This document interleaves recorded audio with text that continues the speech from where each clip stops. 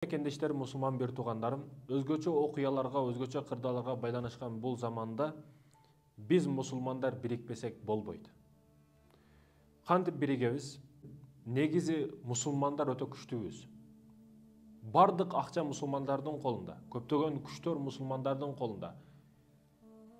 Жөнөкөй эле мисалдардан Катар мамлекетин карасаңыз, Сауд Арабия, Дубай өлкөлөрүн карасаңыз, булар дүйнөдө нефттен башкадан алдыга бербейт. Өнүгүүсү боюнча дагы Туркия туризм боюнча эч кимге бербейт. Мисал үчүн да көптөгөн акчалар бизде мусулмандарда. Катар мамлекети Барселонаны өзүнү каржылап коет. Ошончолук акча көп. Футболисттерди, эң кымбат футболисттер сатып алат. Мисал үчүн да акча деген дагы, башка деген дагы бизде мусулмандарда өтө көп, бизде биригүү жок.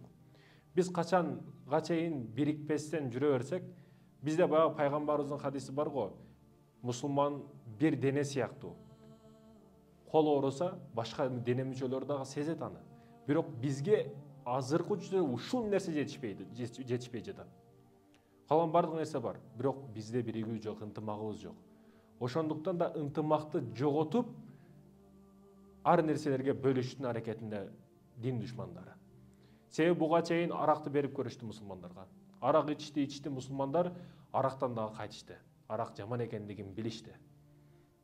Андан кийин кыздарды ортолорго салышып, фильмдер аркылуу, кинокомпаниялар аркылуу, башкалар аркылуу бардыгы менен кыздарды дагы ортого салып көрүштү. Сойкулукту өтө жайышты. Бирок мусулмандар тообо кылышып, ал маселелерге дагы кирбестен кыздардан, башкалардан, бузукулардан кайтышты.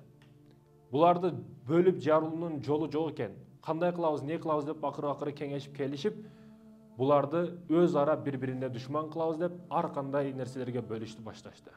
Бир эле мусулман, бирок башка бир нерселер, тактикалар менен ар жерлерге, ар нерселерге бөлүштү башташты. Биз бирикпейт экенбиз, урматтуу мекендешим, бизге бир нерсе эч качан келбейт. Биригүүнүн негизинде. Экинчи дүйнөлүк согушка чейин биз азыр билген Израиль деген мамлекет болгон эмес.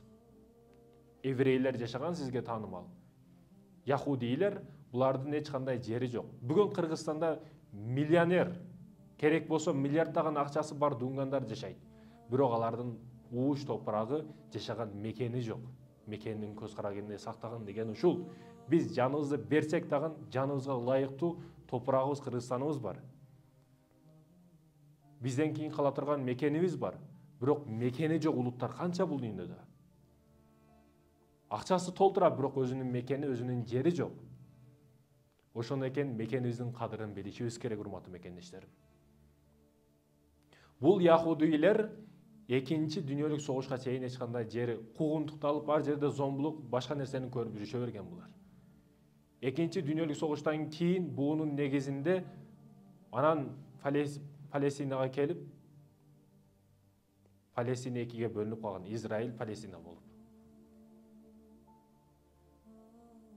Андан кийин араб мамлекеттери биригип Израилге согуш ачып, бирок жеңилүүгө душар болгон. Көптөгөн аракеттерди кылышты. Бирок, урматтуу мекендешим, бүгүн Баткенге ызычуу кылып келсе, Баткенди өзүнө аламын деген адам Баткенге келип алган болсо, ошу дагы көздөйт. Ал жердеги маселе, урматтуу мекендешим, мындай карасаңыз, биринчисин алат да, кийин экинчисине аракет кылат. Биринчи ошол газ аймагын башкасын алып атабы, кийингилерин аракет кыла берет булар. Биз мусулмандар биригишибиз керек. Тарыхта карасак, мусулмандар, урматтуу мекендешим, ар дайым таш менен урган, таш менен урган. Экинчи дүйнөлүк согушта Франция жөн эле дарбазаларын ачып, эч кандай согушсуз курал көтөрбөстөн эле Гитлерге, фашисттерге жеңилип бергенден кийин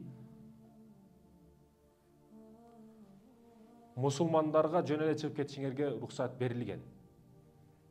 Бирок Гитлердин эң көп кырышка, өлтүрүшкө дуушар кыла турган улуттары бул яхудийлер эле. Еврейлер болгон. Аларды жермен жексен кылган, жок кылган.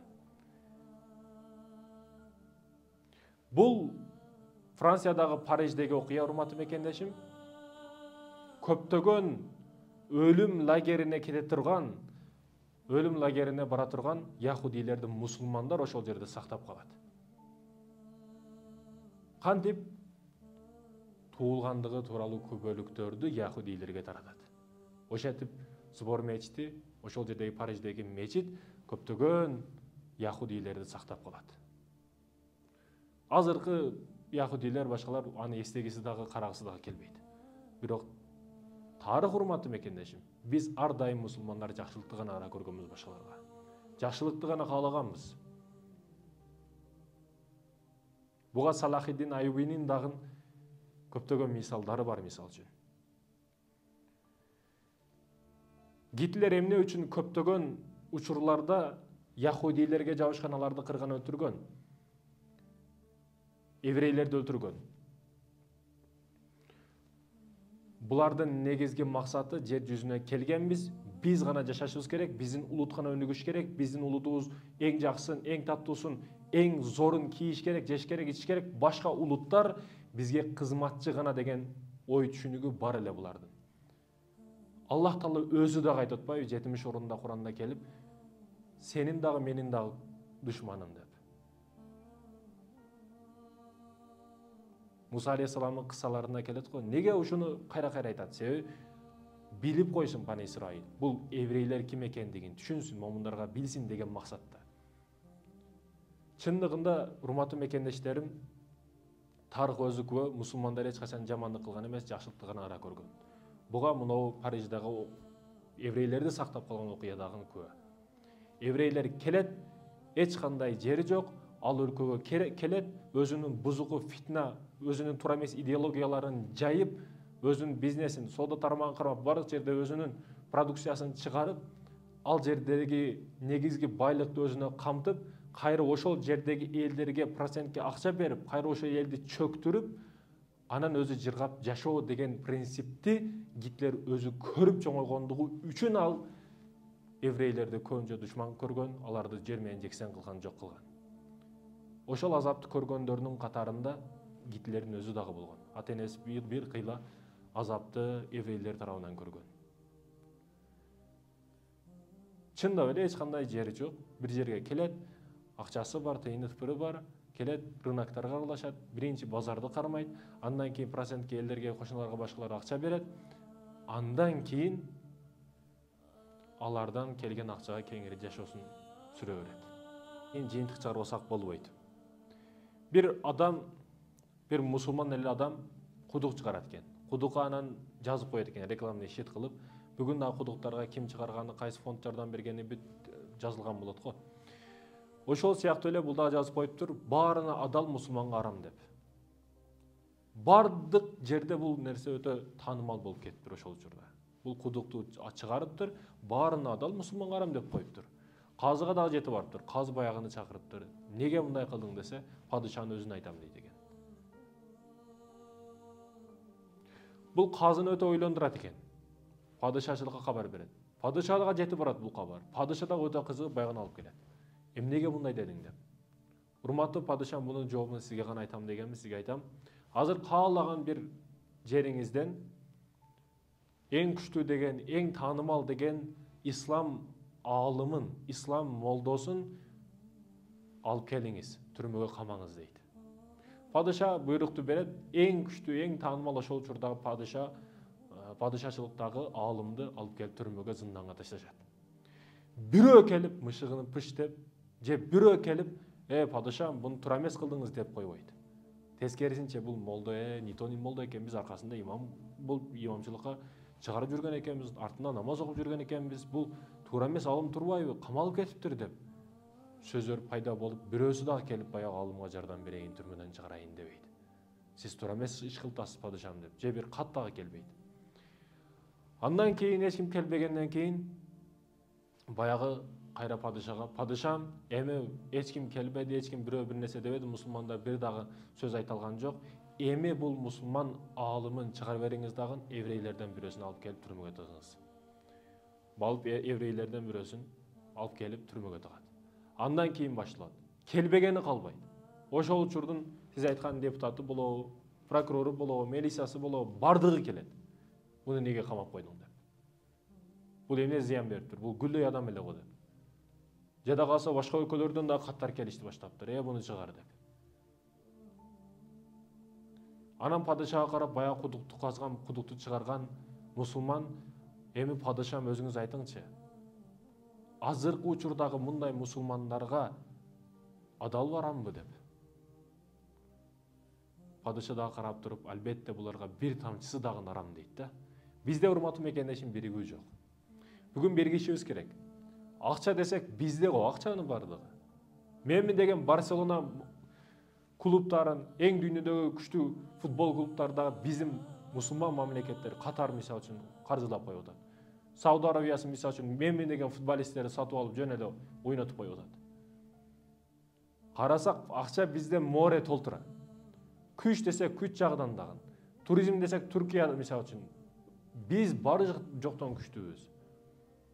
Bizde bayağı Peygamberimizin aytқан hadisi келбей жатат. Момундар, мусулмандар bir дене сыяктуу. Колуң ооруса, колуң күйсө, башка денең дагы сезет бул нерсени. Бизге ушул нерсе жетпей жатат. Мисалы үчүн Кувейт бийлиги мындан кийин Израилди ким мактап, жактап, соцтармак аркылуу, башка аркылуу мактаса, же ошол менен мамиле кылса, башка кылса, парламентинде ушундай нерсе болуп атыптыр. Ал адам 10 жылга кесилет. Биз дагы бирөөлөрдүн көзүн карап башка кылып, ооба бүгүнкү мамлекеттердин өзүнчө саясаты бар, ар кимдин өзүнүн бириктүү иши бар, бирок биз мусулман катары эмне кыла алабыз? Урматтуу мекендештерим, бүгүн Кудайыма шүгүр, биздин кыргыздар дагы чөйрөсүндө, иш чөйрөсүндө бардык нерседе жетишип калды. Кыргыз кыргызды колош керек. Кыргыз кыргыздыкын алыш керек. Кыргыз кыргыздыкын жеш керек. Кафелерди мында карап отурасын. Аныкыга барба. Еврей чыгарган, башка кафир чыгарган нерсесин жебе. Карасаң кыргыз чыгарган кичине сапаты жаман болушу мүмкүн, кичине жаманыраак көрүнүшү мүмкүн, бирок ошондуки ошого патриот бол сен. Сен эң чоң кылган кызматың алардын берип жаткан нерсесинен кечиш. Аларга акча бербе. Сен берген акча менен не кылып атат алар?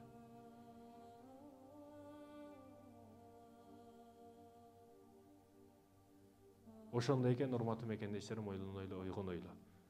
Бүгүнкү болуп жаткан окуялардан сабак алышыбыз керек. Элестетсеңиз, сырттан эле бир адамдар келди.